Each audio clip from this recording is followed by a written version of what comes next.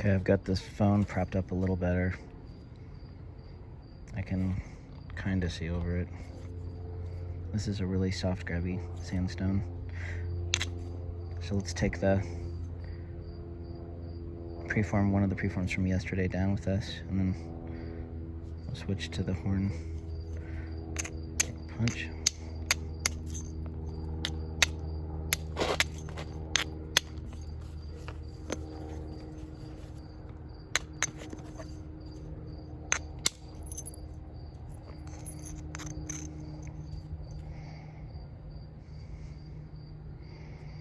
Hopefully there's no shadows.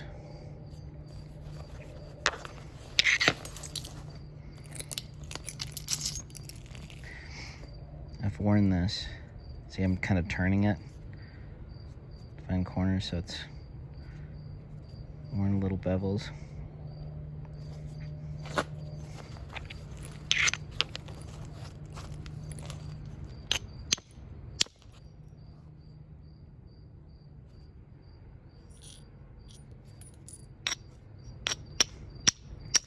We just need to take the heaviness off the edges.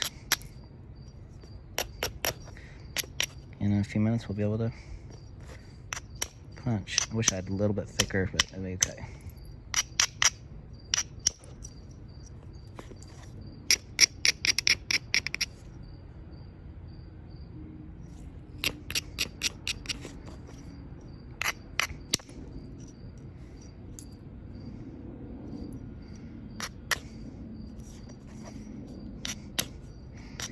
Hammerstones are frustrating when you first learn them because you have to support the edge sometimes for taking them further in the process,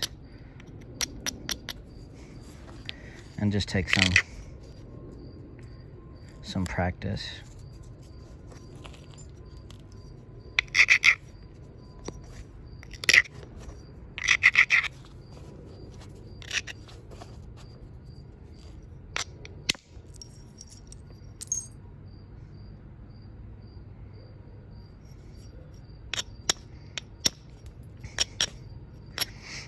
In other words, I'm not getting better and better at hammerstones. I worked on them and reached my maximum potential within a couple or 3 years. And now I'm just trying to keep from getting too rusty, just like all the other tools. You have to learn the edges for the tools. So it's not about decades of napping. It's about serious work with the tools for for a few years.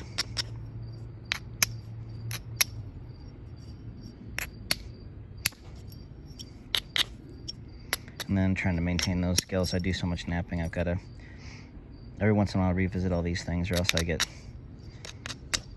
rusty.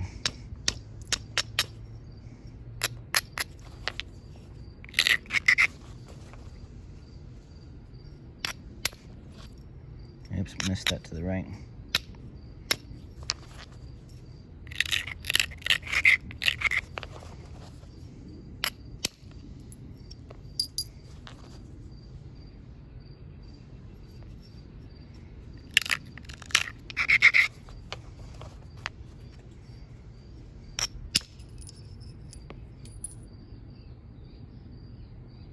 And move forward a little. Hopefully this is good lighting.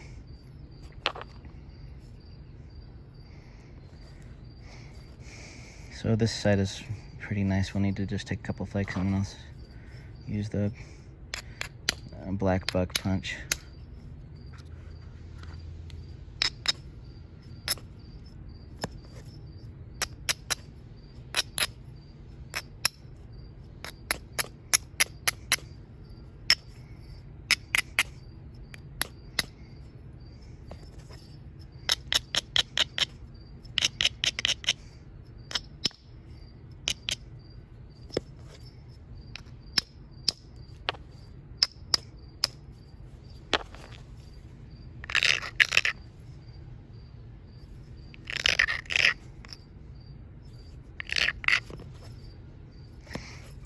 Finishing hammerstones takes more time to make sure the edges are correct. You can't just stiffen with the margin or the lateral grind.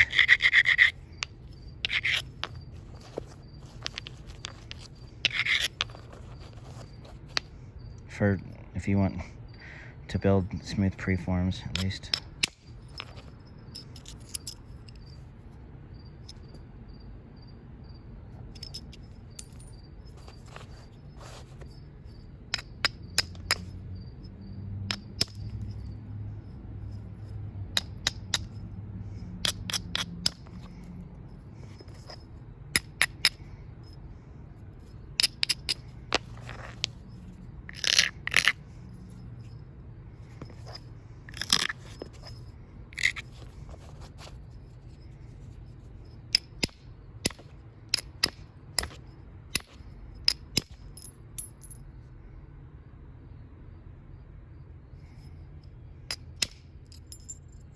Whoops, I meant to hit right there and I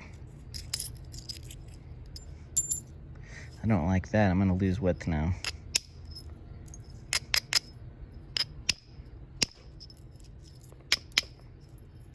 Now I'm going to lose a little bit of length. Just 2 flakes, and balance for what I want is sort of messed up, so.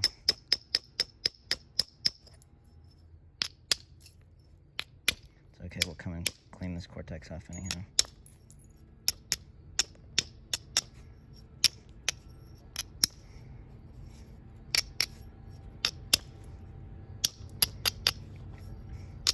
Too thin is easier than the right smooth bodies. I've said it 150 times, it's true.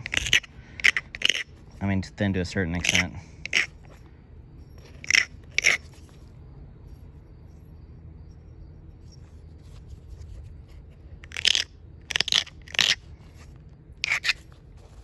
Just need a little flake to clean into there. Oh my gosh, I just missed that horribly.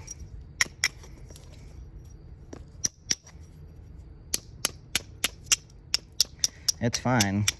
I'll just have to trim up a little bit. 2 flakes, and I'll switch to the punch.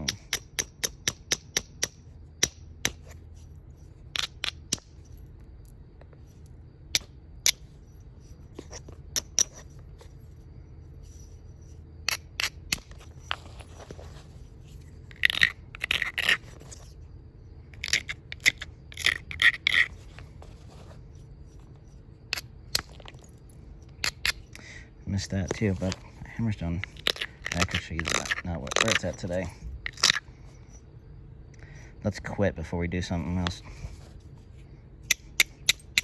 You do a few of those, and I'm at okay right now where everything is fine, and I can kind of see where I'm going, but I probably, one bad hedge in the wrong spot and I'll have to bail.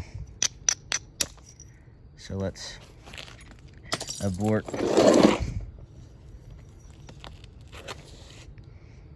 This is Indian horn, black buck. These weren't ever used to make anything. But I use all kinds of different horn, and there's slight differences, but not much. And it'll keep you honest on your edges. And I just happen to use this right now because my other bison punch isn't dressed and has a little bit of a crack in it. Let's see here.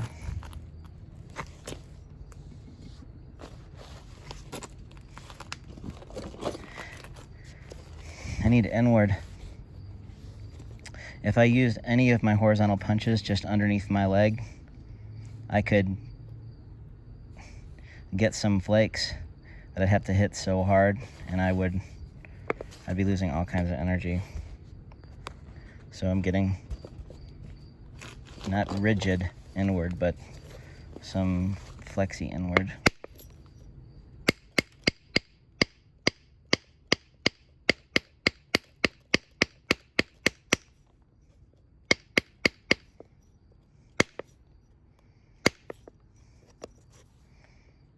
This, you have to make sure your platforms are edges right.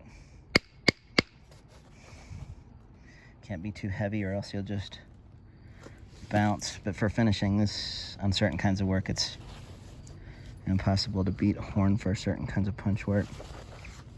Where's my hard vibrator? All right, baby.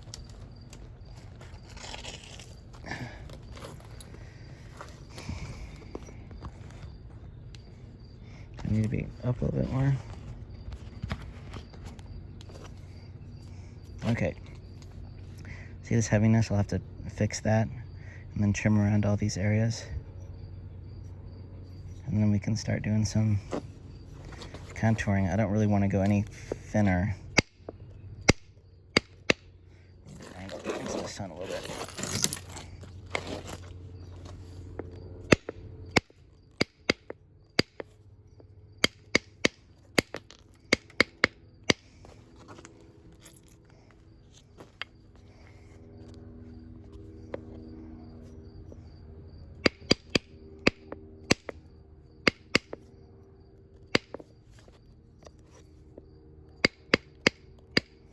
When the edge conditions are even, and you can start getting ordered.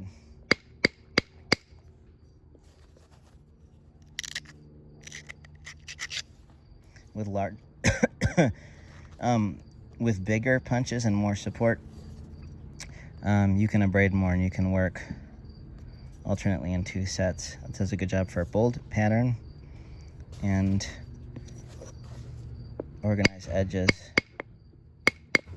These are going to resemble more pressure at this stage.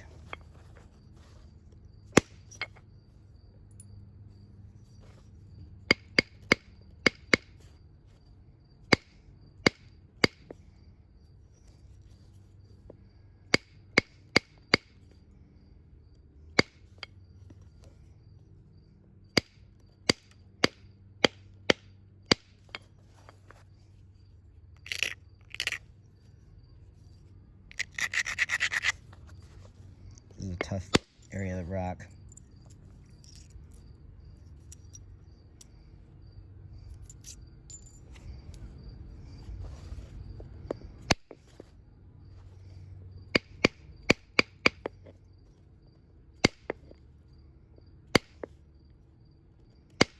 Knowing the edges is what makes the flakes successful. And just like the hammerstones, if you do a whole lot of antler punching and you use the horns, you're going to be involuntarily making antler platforms, and you're going to get a lot of stubborn flakes. This is raw root beer chert, and this is not the top of the line stuff. This is just sort of your average root beer. It's got a lot of stiffness. That antler platform with that little spur right there, that's not good. That's just going to dent my horn. I need to take that down and make that flatter to keep my horn dressed.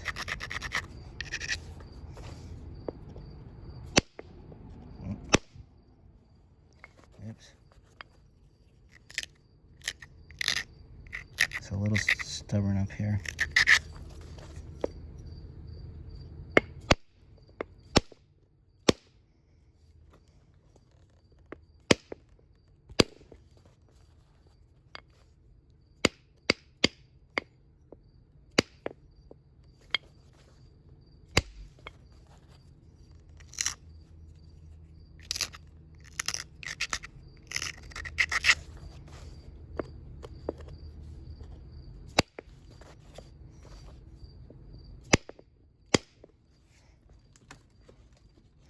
If I'm losing inward, I've got this other stick braced in my bag, so if it falls down sometimes, that's when the flakes don't go.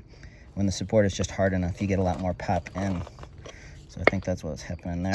Yeah. See how I sort of have this where it's going into my bag, and this dogwood piece is braced against here, and that's going to the back. So I try to keep that. I kind of like these shorter sticks for the buffalo, but if the support isn't right, then my flakes don't come off.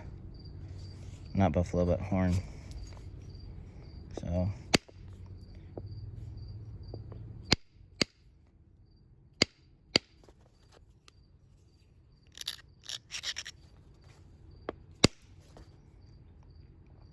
just like wood, you can really take those flakes that thin it down slower, so you can really keep your bodies going.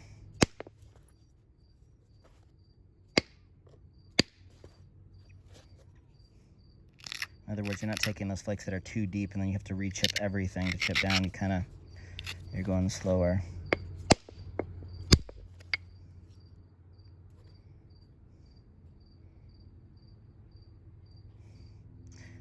And these are identifiable to antlers, but I don't want to get into the data, because it's, you try this for a few years and then we can compare notes and agree on some stuff, if you want to.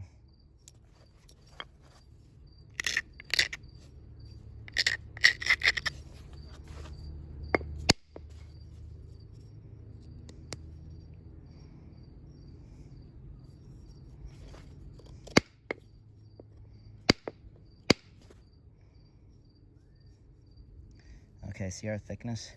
We want to maintain that. We have a taper, which is okay for Scott's Bluff, but I want to... They're extremely well-balanced points. Sometimes you get a margin flakes thinning from the margin. Put that taper on. So that can be done with pressure. Be really careful in this hard area. Just move that a little.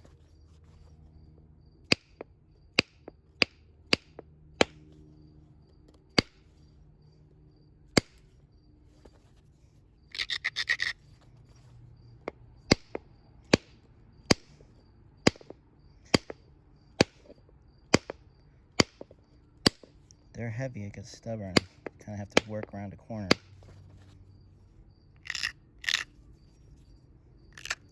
Ooh, that's awful heavy.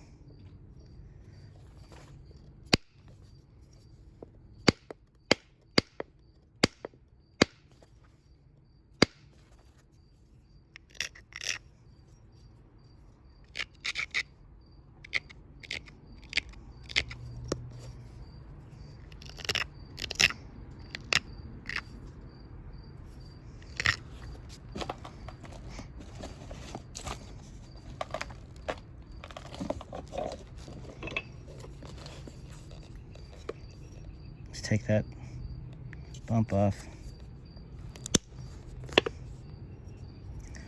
Maybe we can help ourselves here on that heavy spot.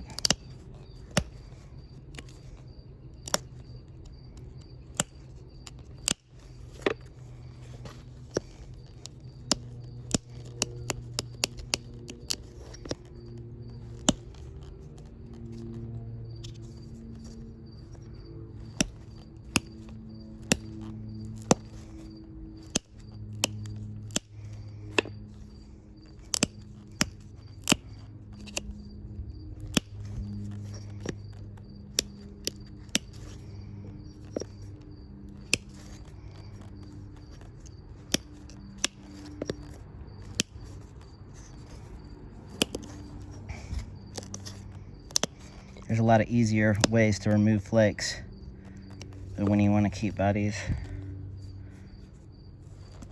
and end up with the right result, this harness, it's good to not just use it at the last set, but kind of ease into it. And a lot of the Cody stuff is reworked and it's slow. They weren't sitting down and making Edens. It's not a point type where they make that point type. They're making wider forms and they're resharpening. And it could take months or potentially even years if stuff isn't damaged to get it to final form.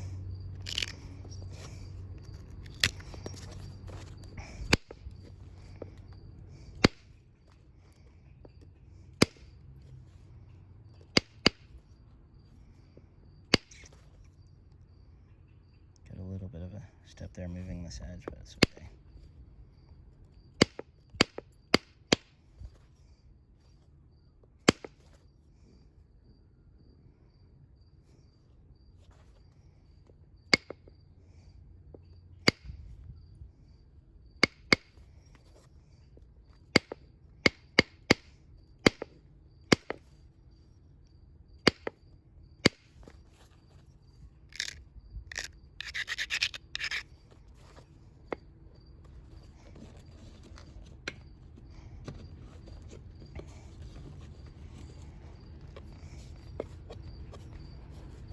Check my tip, it's in good shape.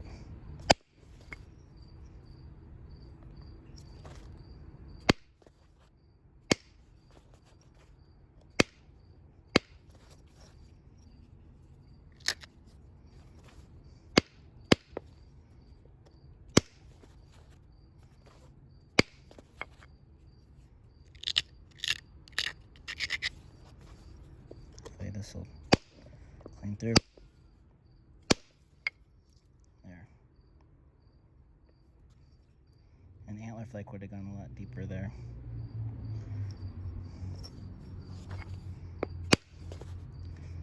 I need to get set up for the platform here. This wasn't right to try to get in on that.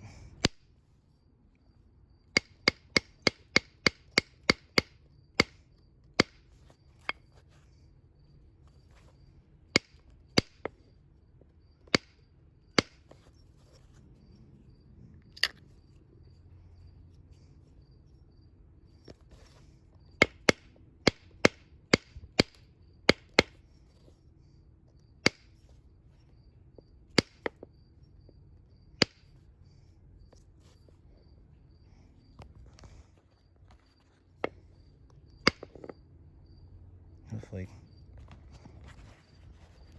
let me try to get this camera up a little. I lost my other little, I misplaced my other little one that went on my hat. Now this has got a rope tied around my neck.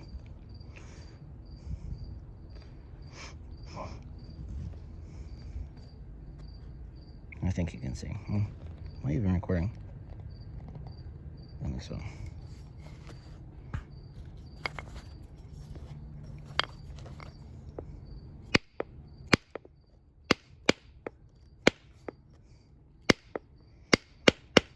If you can nap with hard hammerstones and wood, then you can,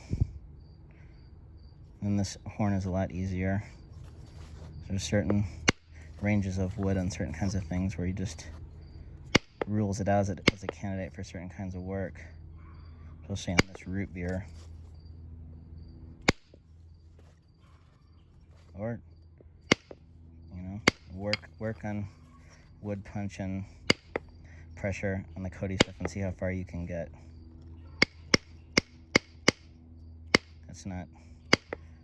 It's too soft from my experience to be able to get those refined edges. This is a hard area, so hopefully this will go.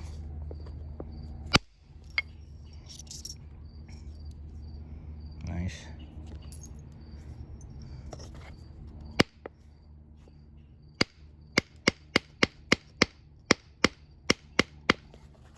I'm not in the best controls here, but I think I can figure it out.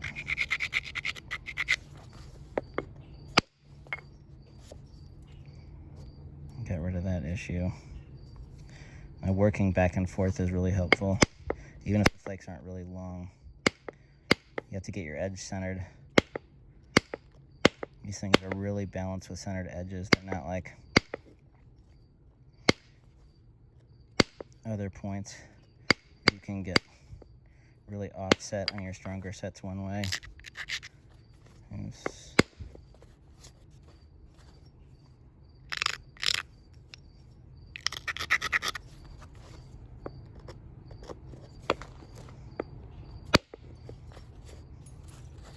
Let's just get, if you do this by pressure, just get a little.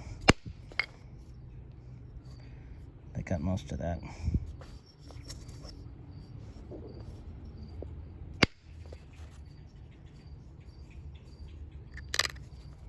Move over.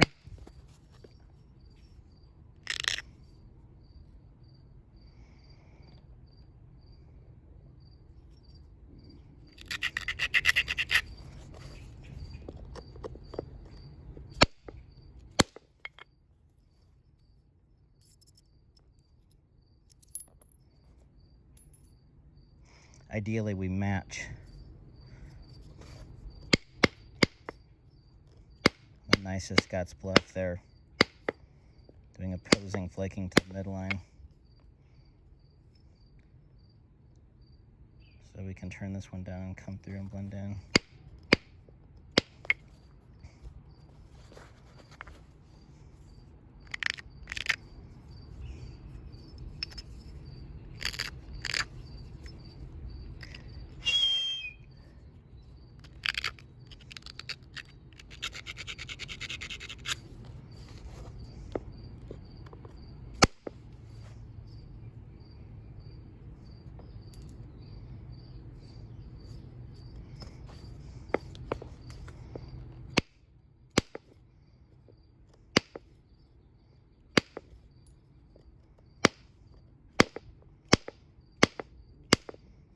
Harder up here. Light a flake there, and let's get one here.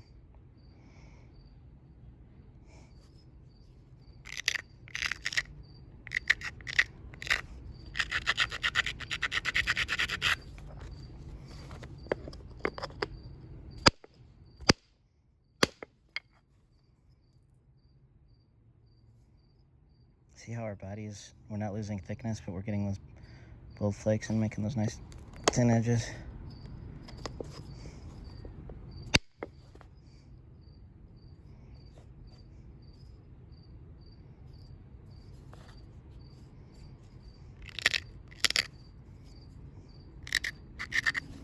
It's a little, this one's got a bump on it. I hope it don't lip. No, it did fine.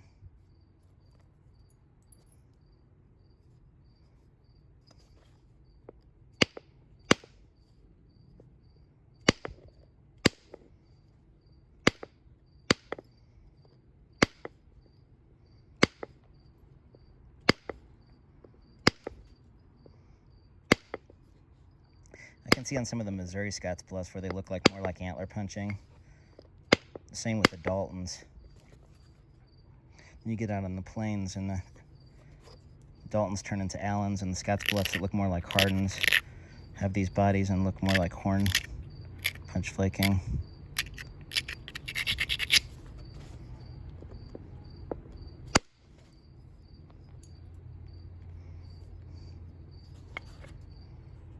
We've got to get one through this hard area to clean into there. Put that back grind.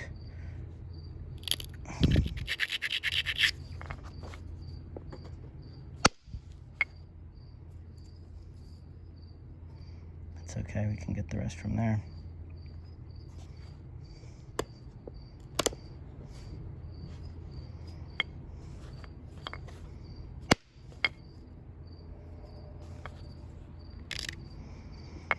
The Stone Age Fair in Loveland, Colorado is this Saturday from 9 to 6, I think.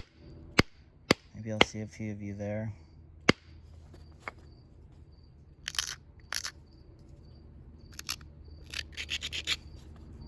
It's a non-commercial artifact show, oldest one in the country. There's killer artifacts there. And there's some speakers.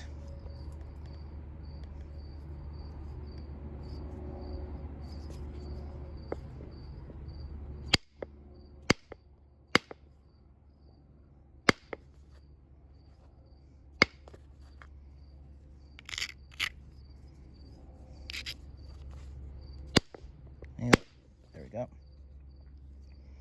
That would be okay for here.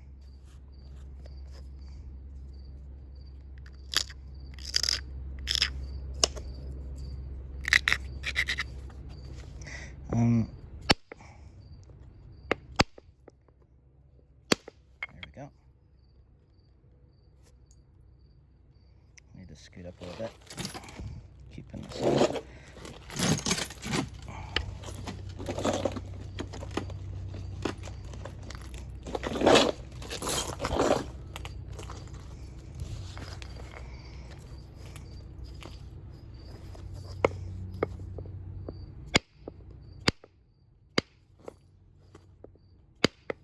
I've used bison, different kinds of water buffalo, cow horn, ibex, this black buck, bighorn sheep, goat,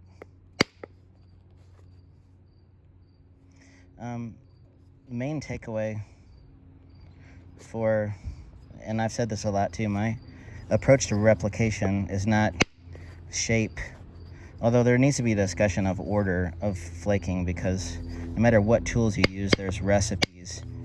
The tool, though, will direct how easy it is to go from the process within an easier range, because the tool, I'm having to make certain edges for this tool. It's not like I have a dimension of a tip and then I could use a stone tip or an ivory tip or an antler tip. It's going to be completely different. So I'm creating edges because of this tool. That will drive how the artifacts look. And so you don't need to know anything about stem width and average artifact length. You just have to know, should I use raw material or heat treated material? Now, there's a lot of misinformation about heat treating and how much heat treating was done, or so finding the right material the artifacts were made of, and then just looking at enough examples from a site to where you can count flakes and see how the last stages. Oh, I just did a little lip for that trim on a high delta. That's okay. All of that stuff is secondary. So if you build a skill set in a general way with an ability with different tools, then the last dimensional stuff that most people call replication, which is just, is the shape right, is it ground, and that kind of stuff, then that's the easiest stuff to correct. There's a lot of stuff I make wrong because I'll make a regional variant. I'll make a rock that's not usually what they're made out of, and maybe be in a different area of thoughts on the variation. So, and then the collector will say, well, those stems aren't that narrow. So, just filing that in the back of my head and then changing those dimensional things for collector desires is easier than trying to, try to use the wrong tool to get the general theme wrong.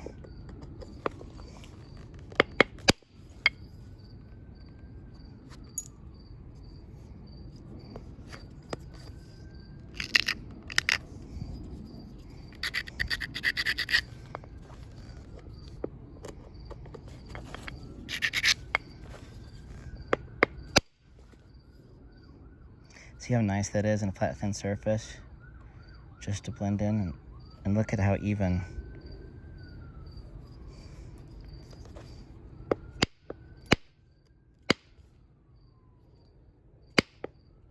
Might have to do a little pressure down there to get set up.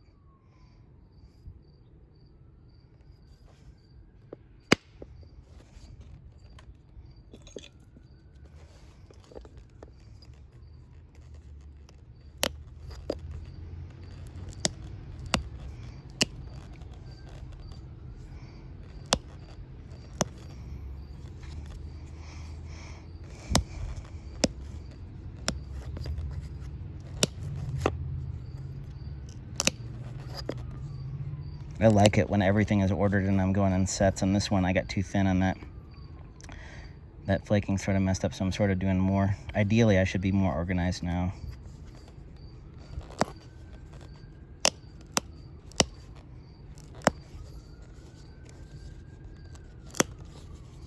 I might need to just use this really quick. I don't want to flake my narrow tool.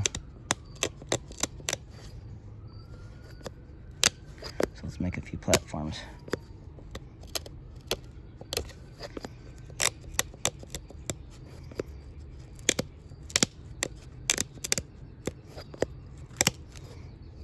It takes a lot of time to set these edges and make them smooth.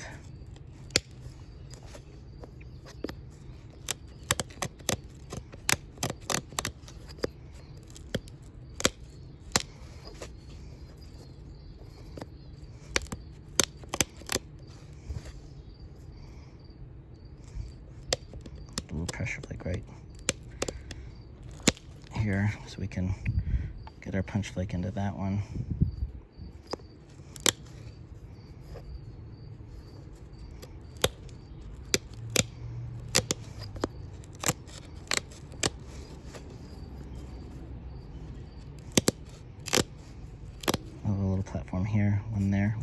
Can you kind of see? And then we'll need to come back and probably do this side next.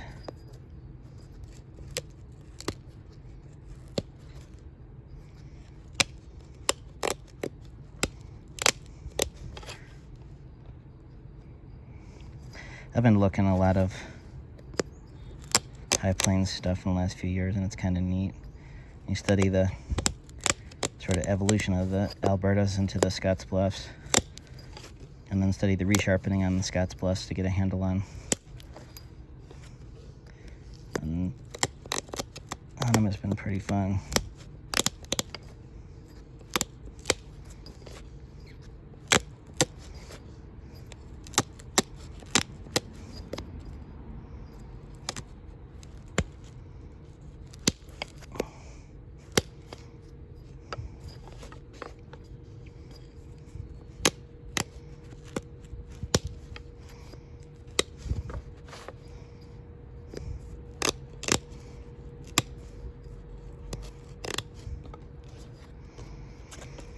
Let's look and see our tip. See how nice that's holding up? Wouldn't hold up if I had these edges super ground and was just wailing on this.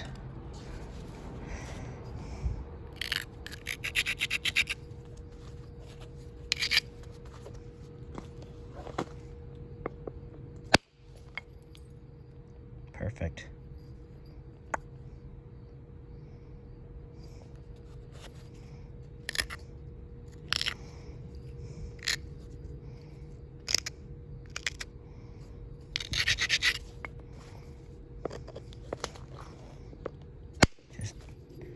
There, but nice.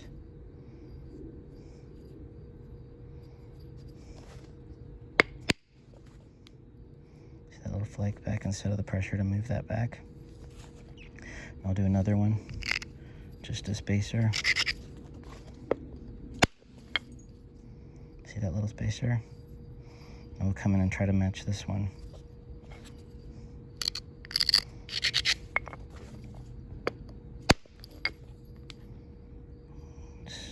Back a little.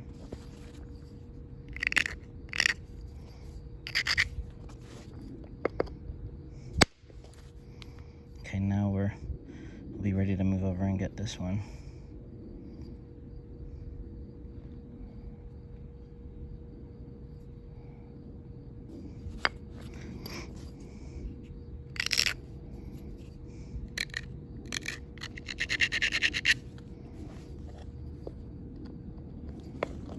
Make sure probably need to put more weight on my bag, but I think feeling the right pressure just takes experience.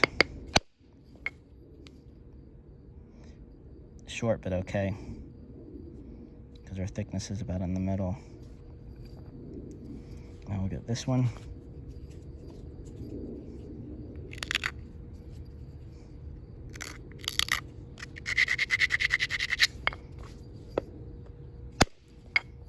Went a little far, but it's okay because look at the smoothness.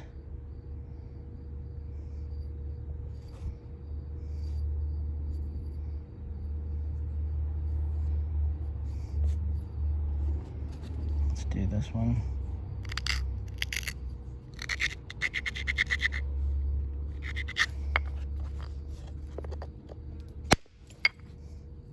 Great.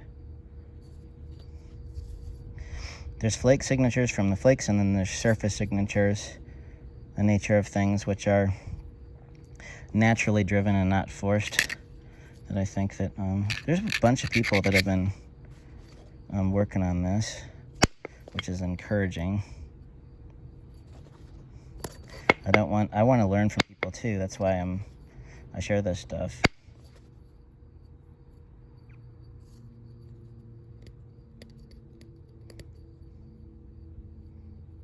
And it's nice too, because it doesn't create competition for me. I don't need to be talking shop, but it doesn't create competition for me, because when people do this, they'll want so much for their work. It helps elevate the prices.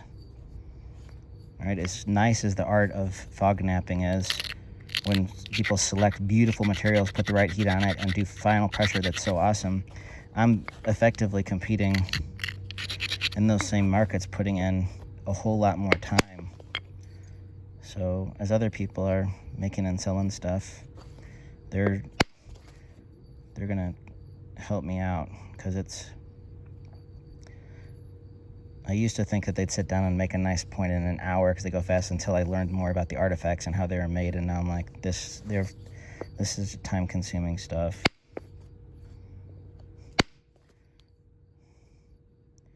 You can learn to get, I've had to learn to get kind of quick in certain kinds of things just to keep my head above water, but it's more enjoyable to take your time.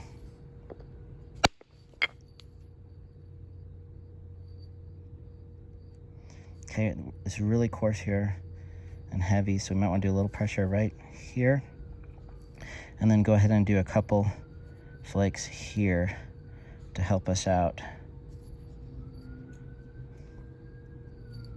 Let's first put the side view taper on our stem. And these buffaloes work better for not wrapping the far edge. Antlers can take a deeper flake and want to wrap. These bison horns do a good job of getting in here and just planing down. I got a little, probably should have gone that platform a little bit more there. See the taper?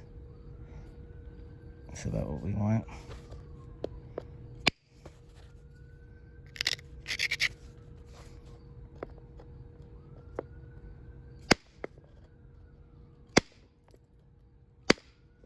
Oops. That is really hard back here. There we go. That'll be nice. Couple pressure flakers, and now we're in good shape. And we got to do a couple here.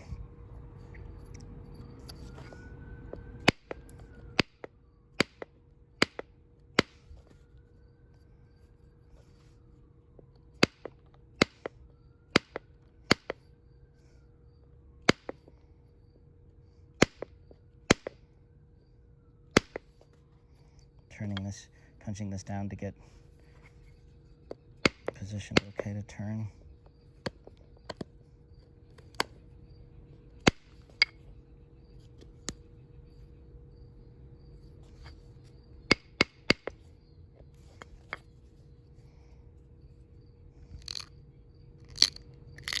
And a teeny one right here. Hopefully carry through that little step. We'll just pressure that one, because that's awful. It's awful heavy right there. I don't want to get too deep a flake there. It's easier to just take that flake with pressure than to try to fix that and affect my symmetry with the punch.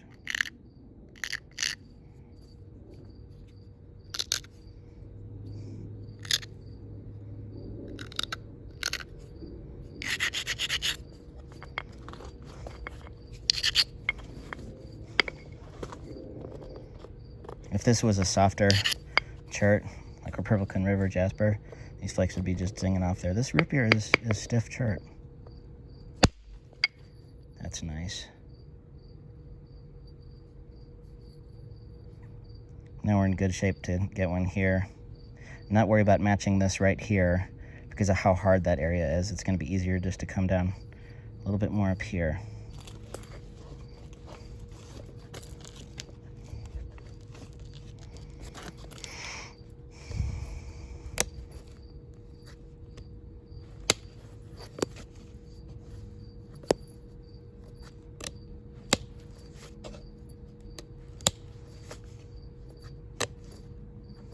Boy, that is hard in there. Need a little. Okay.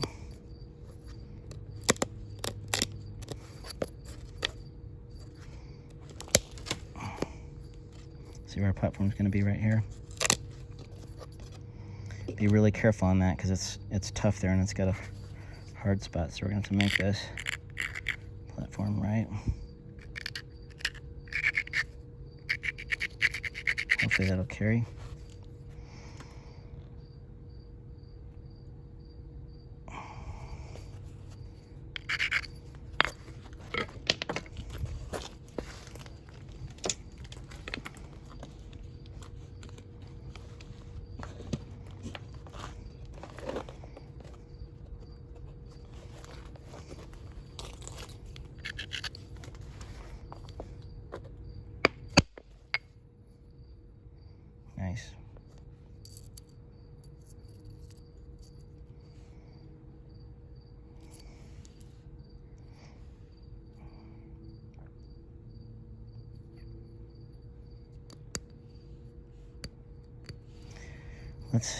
let's do a small one right there, and then I'll shut it off.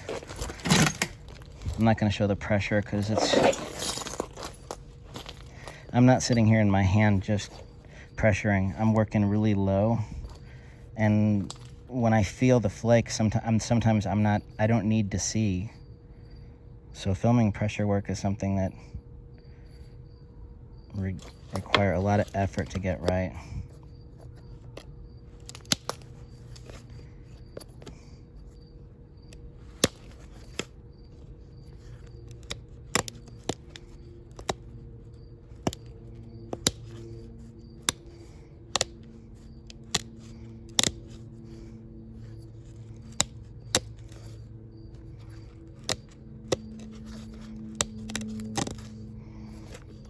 Small platform there.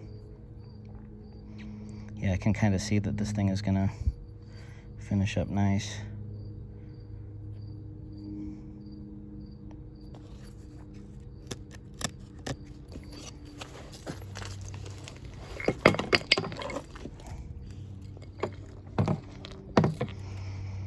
Certain materials I wouldn't even attempt this tool. There's a range.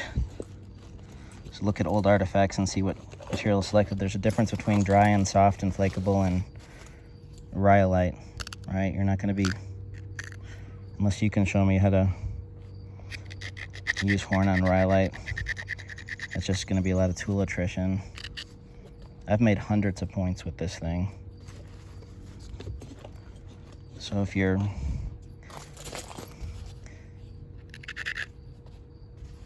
horn and antler toolkit's not holding up, it's the edges and in between your ears, it's not the tools. I need to find a little smaller contact. Can't see.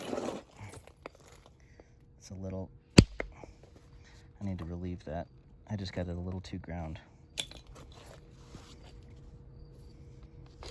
Yeah, that's gonna lip off if I hit that harder. It's gonna lip off. So take off the back. There we go.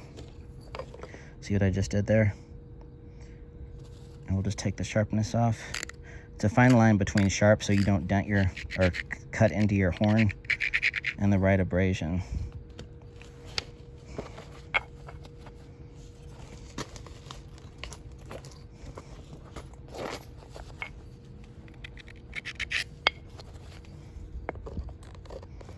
Find the right contact right there.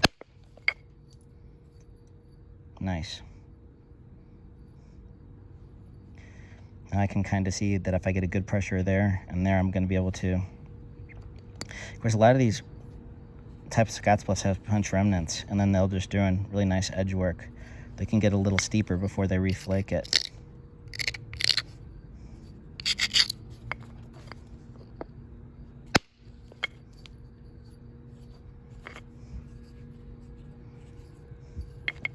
The thing on these is you don't want it taper. They keep the thickness. They keep the thickness up, and then the tip is tapered. So I try to resist doing a lot of punching down here. And they're a lot of times preferentially used on the front part of the blade the longer they get. So they're like agate basins, they'll get shorter. And then sometimes they'll rework all the way down to the stem.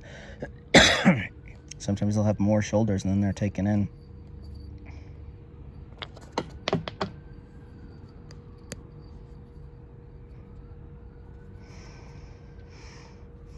This is translucent. Okay, next stage. So I'm gonna go even up everything really nice and not just start at the base of the tip and then just flake as I go. I'm gonna make these edges really uniform and nice and detailed, and then orient along what little ridges I have. There aren't many because the horn is so smooth, but I can see some there. So it'll be pretty subtle. And then I'll get a couple pressure flakes on the stem. I like to go in with a narrower horn. If your bison horn flakes for other stuff, then you can use these little twangy scissors. see how they're laminated? There's hairs, they go this way. So if you use them heavy this way, you can just peel them. Use them like this, there's more integrity. So I'll put a little chisel on there. I'll get up on some harder leather, and I'll gently brush the stem, and then I'll go in and just do little pop-outs with the horn. And on certain kinds of chert, if it's too hard, then I will just cheat and get my little antler and just do a couple pop-outs for the top of the stem. But normally, most of the time, it works out fine with these narrower horn tools.